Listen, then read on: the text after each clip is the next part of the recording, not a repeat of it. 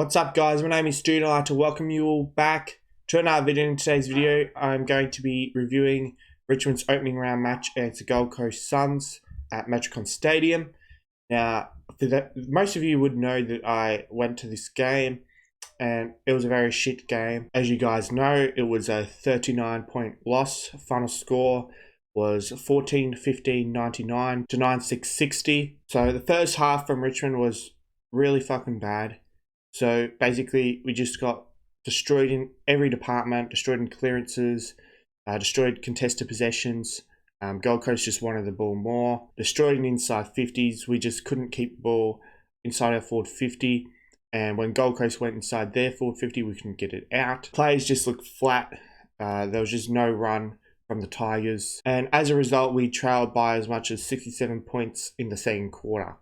Now, obviously, being at the game, I've driven 4.5 hours to get to the game. If I'm not at the game, I've turned the TV off by pretty early on in the second quarter. I was seriously considering leaving at half time, but I wanted to see more than 2 fucking goals. Seth Campbell kicked the last goal of the second half.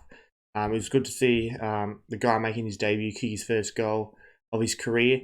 So I'm like, I'll just hang around till 3/4 time. I just wanted to see something, just a few more goals. Because I didn't come all this way for 2 fucking goals. Shea Bond kicked the first goal of the game. But then after that, Gold Coast kicked the next 11. So it was an absolute shit show up until half time. A real pathetic first half performance from Richmond.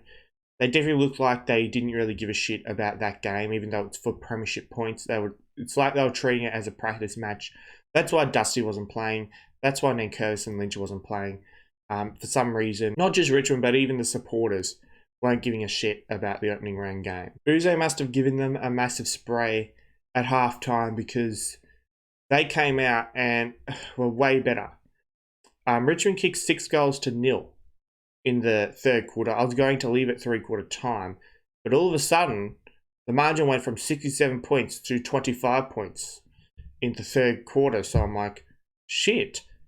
What if we win this? What if we pull off the second biggest comeback in history and I'm there to witness it? And that's when the match fixing started coming to play. A lot of holding the ball decisions that should have gone Richmond's way didn't go their way. And the last quarter was a lot worse when it came to the match fixing. Now, Gold Coast only kicked 1 legitimate goal in the second half. Take those 2 goals away, plus, momentum that Richmond were robbed of, and Richmond probably would have went and ran over the top of the Suns. Gold Coast's first goal of the last quarter, they kicked the first goal of the last quarter. It was a bullshit 50 metre. So it should not have been 50 at all. Clear match fixing, a bullshit 50 metre penalty. Umpires gifting Gold Coast a goal. It was fucking bullshit. And then we kicked the next goal in response to put it back down to 26 or whatever it was. Here we are back in the game. And then there was a bit of stalemate for quite a while. I was looking at the AFL app, seeing how much longer there was in the game, as I always do when I'm at games. I'm always there saying, all right, siren's about to go. And the siren goes a few seconds later. I realised, all right, there's only 8 minutes left. We need to get our gates on here. The umpires aren't giving us shit. A lot of holding the balls that we should have got, we weren't getting. Probably at least 8 or so in the second half. So clear match fixing. A lot of you retards that think AFL is legit, you don't seem to realise that it's usually the non-calls that fuck Richmond over. The umpires don't give Richmond. And that was the case on Saturday. Now, the last decision that I left straight away when it happened. So, a bullshit deliberate rush behind. Now, Nathan Brawl was clearly under pressure. He rushed it over the line, as you're allowed to do. The umpire gave away a bullshit free kick to Gold Coast. Clearly not fucking deliberate. Clearly he was under a lot of pressure at that time, so he had every right to rush it through. But they give Gold Coast a bullshit free kick. They kick a goal, robbing us the game and the second biggest comeback in history. So me and everyone that was at the game, we were like, this is fucked. Let's get the fuck out of here. So we all left. And that was that. So the good news is no dickhead ran his mouth at me this time around. So there was no issues from fuckwits this time around like there was last time. So that was all right. And no, I didn't see Twisty 3 there. I don't think he even was there. But if he was, lucky for him because I didn't see him. Because if I did, watch out. Watch the fuck out. So there was no bashing, mainly because I don't think he was even there. But yeah, Andrew Dillon is just Gillon McLachlan's pet. He is going to rig matches just like Gillon McLachlan did. So be prepared for another 8 years of bullshit. And whoever the next CEO is after Andrew Dillon, I'm sure Andrew Dillon would train into being, a corrupt match fix like Dillon was and what Dillon is right now. So this is Richmond Robbed in Front of Me Part 2. As you guys all knew would be the case. And to all the people commenting shit on my community posts on my Instagram or whatever, go fuck yourselves, like honestly. You fucking dickheads. Karma will be coming for you at some point this year. Anyway, let's just have a quick look at the player stats. I'm not going to go through the actual stats because we all know what they're going to look like. I don't even need to look at them. Really, because when you watch the game, you pretty much know what's going on because you can see the whole entire ground. I actually was sitting in a really good spot as well. Really good view on the wing. If you guys saw my video before this one, you guys will see where I was sitting. It was a really good spot. And the fucking sun was in your eyes though, which wasn't that good. Anyway, have a look at disposal getters. Jaden Shaw and Jacob Hopper got 23 each. Nick Vlosten got 20. Dion Prestia 18. Liam Baker 16. Tim Taranto, Denny Rowley, Kenan McIntosh and Noah Bolter with 15 each. I guess that's all we'll bother with. Goal kickers, Shea Bolton kicked 3. Jacob Hopper and Seth Campbell kicked 2 each. And singles to Marlon Pickett and Noel Bolter. So I'm going to go through my 3, 2 and 1 votes for opening round. Now this one, it's a bit difficult. Jacob Hopper had a really bad first half but a really good second half. So it's like, do I give him votes? I don't know. I will give him 1 vote because of his really good second half. But I probably would have given him 2 if his first half wasn't so bad. I'm going to be giving 2 votes to Shea Bolton. It was actually really good and actually accurate this time around. 3 straight. So, yeah, good job to Shea Bolton. I'm going to be giving him the 2 votes for his 3-goal effort. 3 votes, best on ground, is going to Jaden Short with his 23 disposals, 7 marks, 643 metres gained. He was fantastic. Nick Vlosten is pretty stiff to not get a vote, but yeah, it is what it is. So, Spud of the Week.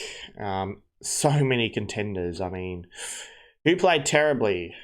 Samson Ryan was terrible. I mean, he looked like shit. Jay Kaczynski was fucking awful. Thompson Dow was fucking shit ass. Tyler Young not so good either. I mean, Dylan Grimes was pretty poor. Sam Naismith got destroyed against Wits. Tim Taranto had a career worst game with his 15 disposals, which is very, very low for him. But I'm sure Taranto will be back to Brownlow caliber form soon enough. But yeah, Spud of the Week for opening round is Samson Ryan. His 2 disposals. Why the fuck's he playing in the 4 line? He can't mark. I mean, there's no point persisting with him if he can't play forward line at this point. He should be playing ruck. He's like 206 centimeters or something like that. When the ball got kicked into the full line in Ryan's direction, I knew there was no mark coming. I'm like, it's Ryan, never mind, give up. It's the same when it goes near Maurice Rioli. No, Maurice Rioli, he's okay without the ball, but when the ball's in his direction, he fucks it up somehow. Same with Samson Ryan. I don't rate those 2 at all. Maurice Rioli did lay a really good tackle, and that's signs of things that he can do. He did show good signs back in 2022. But I don't think he's AFL standard. I don't think Samson Ryan is AFL standard. There's plenty of other guys that I don't know are AFL standard. Thompson Down, really, really disappointing as well. His 6 disposals as a midfielder, that is absolutely pathetic. But I think Samson Ryan wins Spud of the Week for this week. If it wasn't him, it'd be either Kaczynski or Dow. I mean, they all played Spud of the Week caliber games. But Samson Ryan was definitely the worst. Thank God we subbed him off. I don't know when we subbed him off. It was definitely like between halftime and the 3rd quarter maybe. But yeah, he needed to get off. He was fucking terrible. So Spud of the Week goes to Samson Ryan. Surely he gets dropped after that performance. I'm okay with them keeping Naismith in. If Lynch is coming back, Ryan has to go. Even if Lynch isn't coming back, Ryan has to go anyway. He's just fucking awful. But anyway, so I guess that's it for this video. I hope you've enjoyed this video. Don't forget to subscribe, like, and comment for a like this. Be sure to become a channel member. Just click the join button next to my name. Also be sure to subscribe to my premium member Sean Ducks. Link to his channel is in the description. Also be sure to subscribe to my backup channel. It is called Stoody TV. Link to that is in the description. Also be sure to subscribe to my second YouTube channel. It is called Stoody Archives. Link to that will also be in the description. Also be sure to follow me on my other social media accounts. I have Instagram, I have Twitter, and I also have TikTok. Links to all those will also be in the description. Also be sure to join my Discord server. It is called Australian Sports Community. Link to that will also be in the description. Hope you have a good day, and I'll see you all in the next video.